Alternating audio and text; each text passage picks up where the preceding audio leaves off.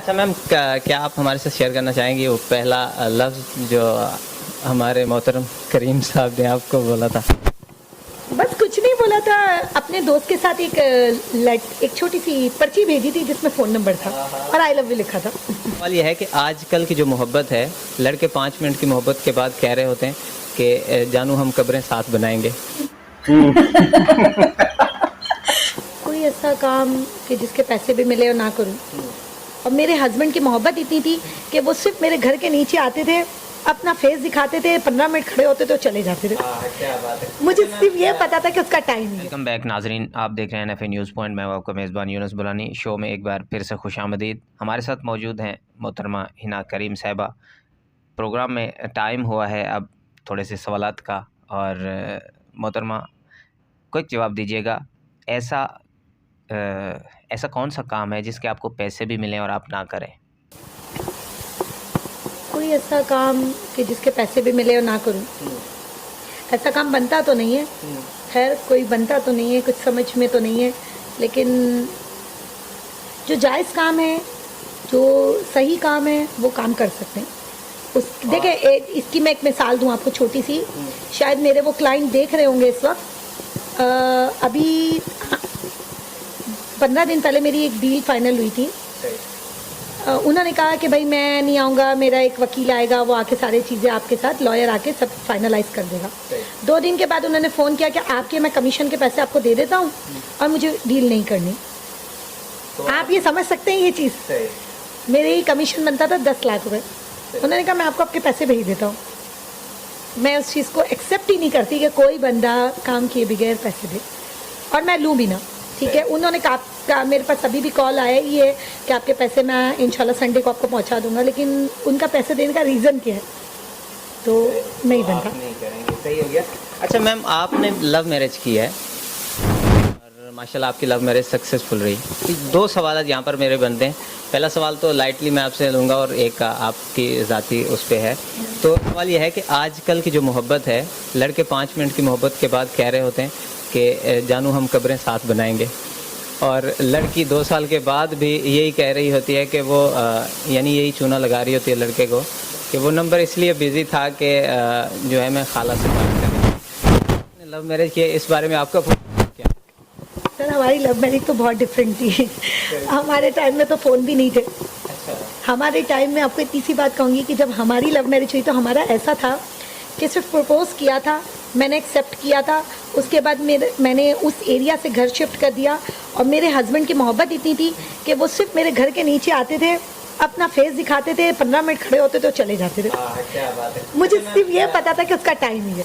और आज के लड़के लड़कियों की मैं आपको बात करूँ तो पहली बात तो कि लड़कियाँ बहुत मासूम होती हैं, बहुत मासूम होती हैं, और लड़के जो है ना उनको चूना लगाते हैं। लड़के एक साथ 10-10 लड़कियों के साथ लगे हुए होते हैं, जो लड़कियां नहीं समझती।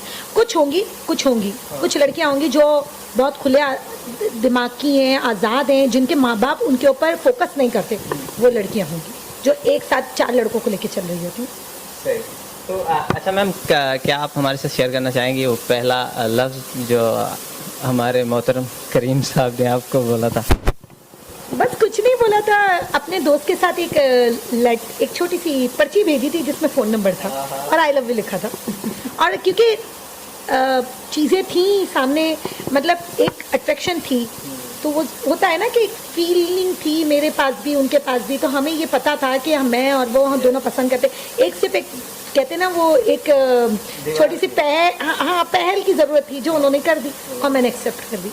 लेकिन बहुत मुश्किल से हुई। अब्बू लोग राज़ी नहीं थे, उनके पेरेंट्स राज़ी नहीं थे। इसमें भी बहुत लंबी स्टोरी है, वो कोई भी राज़ी नहीं था। 3.5 साल सिर्फ बात चलती रही है। 3.5 साल में उन्होंने 3 बार रिश्ता भेजा, और फिर मेरे अब्बू ने हाथ जोड़ के, मतलब मैंने उनके हाथ जोड़े, तब जाके उन्होंने उसको एक्सेप्ट किया। क्या बात है।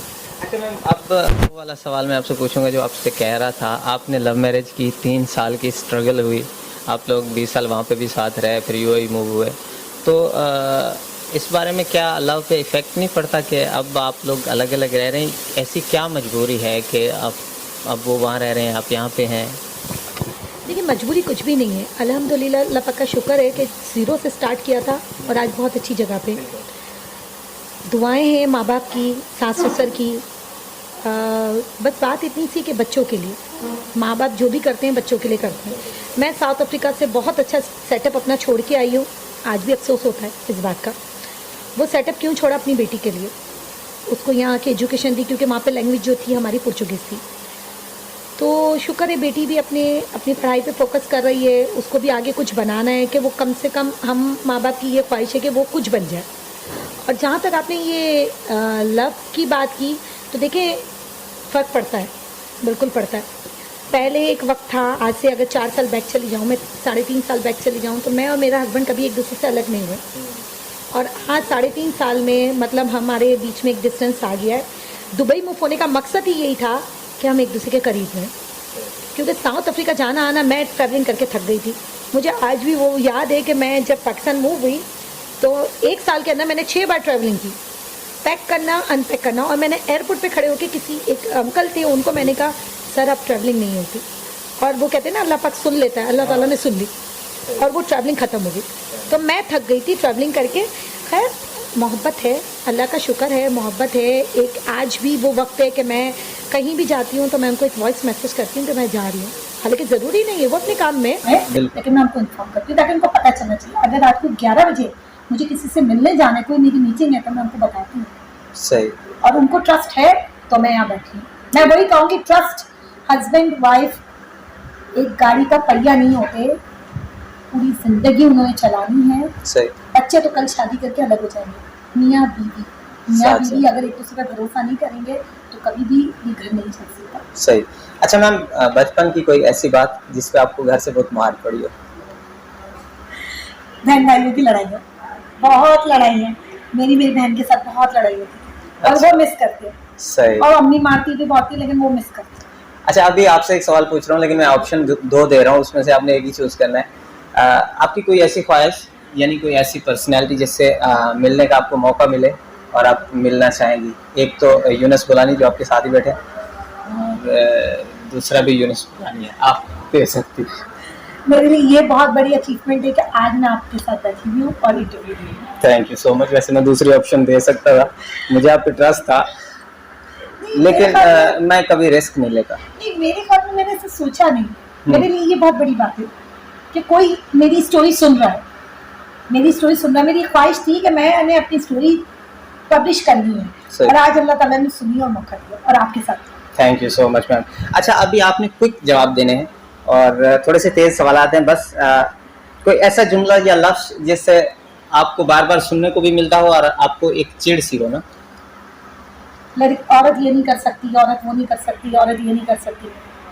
खुशी की हालत में सबसे पहली कॉल किसको करती है? हस्बैंड को करती हैं।